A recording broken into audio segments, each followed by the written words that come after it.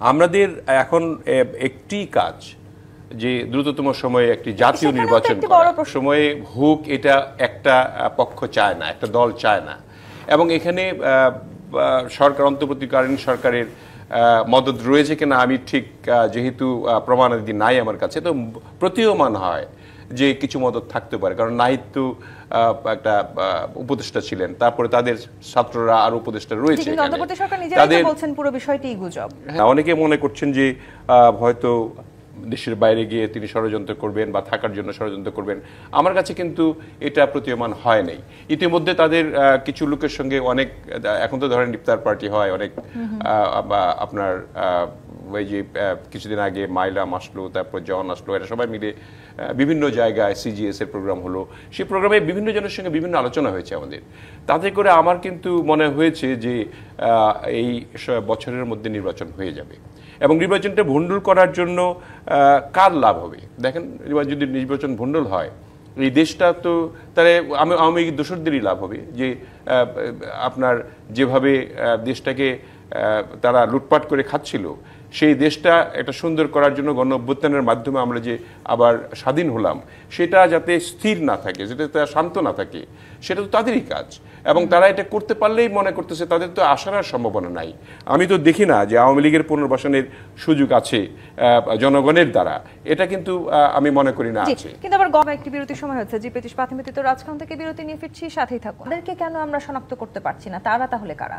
শনাক্ত করা হয়ে গেছে। আসলে বিষয় হচ্ছে যে 16 বছরে এই রাষ্ট্রের বেনিফিশিয়ারি কারা, কে কে 5ই আগস্টের পর থেকে এখন ক্ষতিগ্রস্ত হচ্ছে, তারা কারা। প্রথম দেখেন যে বাংলাদেশের, আমাকে বিভিন্ন অর্থনীতিবিদরা বলেছেন যে বাংলাদেশে সবচেয়ে বড় কর্মসংস্থানের যোগানদাতা হচ্ছে রাজনৈতিক দলগুলো, পার্টিকুলারলি সরকারি দল। আওয়ামী লীগের আমলে ধরেন ন্যূনতম 30 থেকে 40 লক্ষ মানুষের রুটি রুজি, খাওয়া পড়া, পেশা, কর্মসংস্থান সব কিছুর দায়িত্ব ছিল হচ্ছে আওয়ামী লীগের উপরে। 5ই আগস্টের পরে এই 30-35 লক্ষ লোক সারা দেশে কিন্তু বেকার হয়ে গেছে। হাট ঘাট, মাঠ ইজারা, বালুমহল, জলমহল, টেম্পো স্ট্যান্ড, বাস স্ট্যান্ড, ড্রাগের ব্যবসা, ফেন্সি ডিল, সীমান্ত, black marketing, money laundering, bank থেকে টাকা লুট, এই যে টোটাল একটা প্রসিড অফ কারাপশন আছে বাংলাদেশে, অলিগার্কের ইকোনমি যেটা আছে, এই 30 লক্ষ লোকের সবাই তো পালায় যেতে পারে নাই। যে লোকটা কারওয়ান বাজার থেকে টাকা তুলতো 20 টাকা করে, 50 টাকাতেই বেড়ে গেছে। কেন বেড়ে গেছে? বেড়ে গেছে একটা বড় কারণ হচ্ছে একটা বিশাল জনগোষ্ঠী কিশোর গ্যাং। ধরেন আওয়ামী লীগের আমলে সারা দেশে 1000-1200 কিশোর গ্যাং ডেভেলপ করেছে, তাদের প্রোটেকশনে চলতো, এরা চাঁদাবাজি করতো, গুন্ডামি করতো।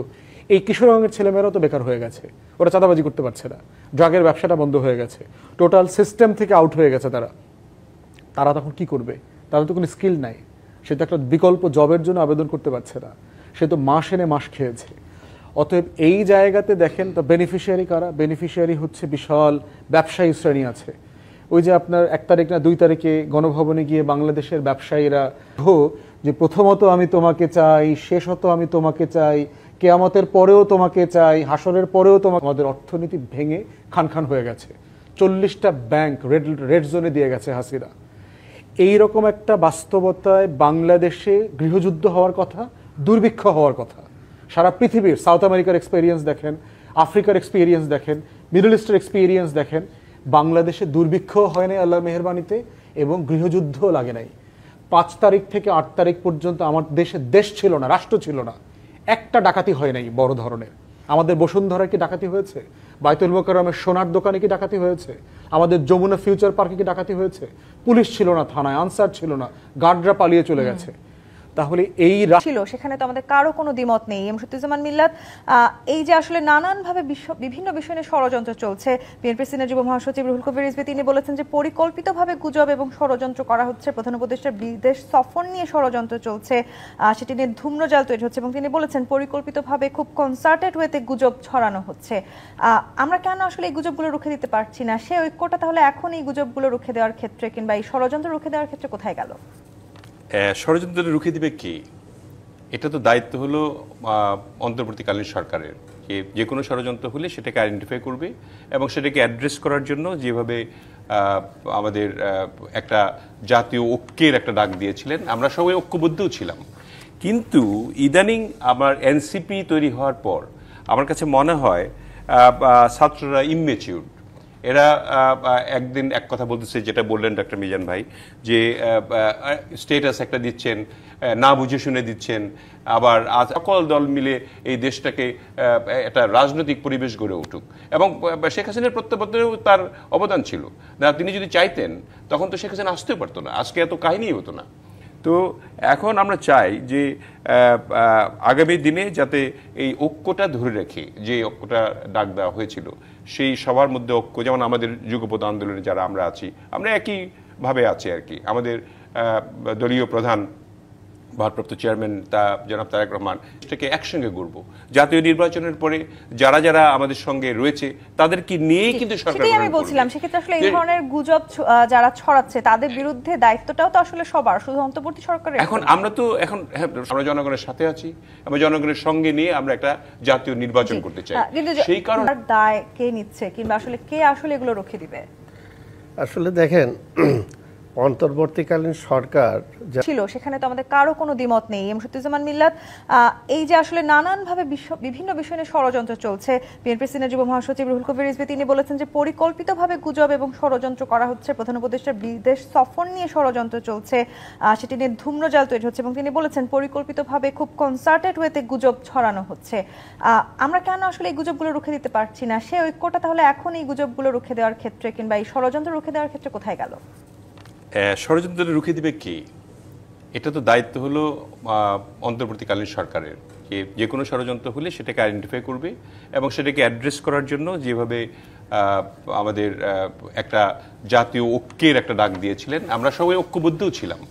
কিন্তু ইদানিং আমার এনসিপি তৈরি হওয়ার পর আমার কাছে মনে হয় ছাত্ররা ইমমেচিউর। এরা একদিন এক কথা বলতেছে, যেটা বললেন ডক্টর মিজান ভাই, যে স্টেটাস একটা দিচ্ছেন, না বুঝে শুনে দিচ্ছেন, আবার সকল দল মিলে এই দেশটাকে একটা রাজনৈতিক পরিবেশ গড়ে উঠুক। এবং শেখ হাসিনার প্রত্যাবর্তনেও তার অবদান ছিল না। তিনি যদি চাইতেন তখন তো শেখ হাসিনা আসতেও পারতো না, আজকে এত কাহিনী হতো না। তো এখন আমরা চাই যে আগামী দিনে যাতে এই ঐক্যটা ধরে রেখে, যে ঐক্যটা ডাক দেওয়া হয়েছিল, সেই সবার মধ্যে ঐক্য, যেমন আমাদের যুগপৎ আন্দোলনে যারা আমরা আছি, আমরা একইভাবে আছি আর কি। আমাদের দলীয় প্রধান ভারপ্রাপ্ত চেয়ারম্যান জনাব তারেক রহমান সেটাকে একসঙ্গে গড়ব।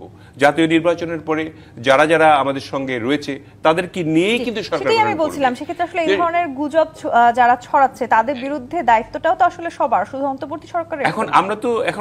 আমরা জনগণের সাথে আছি, আমরা জনগণের সঙ্গে নিয়ে আমরা একটা জাতীয় নির্বাচন করতে চাই। সেই কারণে দায় কে নিচ্ছে, কিংবা আসলে কে আসলে এগুলো রুখে দিবে? আসলে দেখেন, অন্তর্বর্তীকালীন সরকার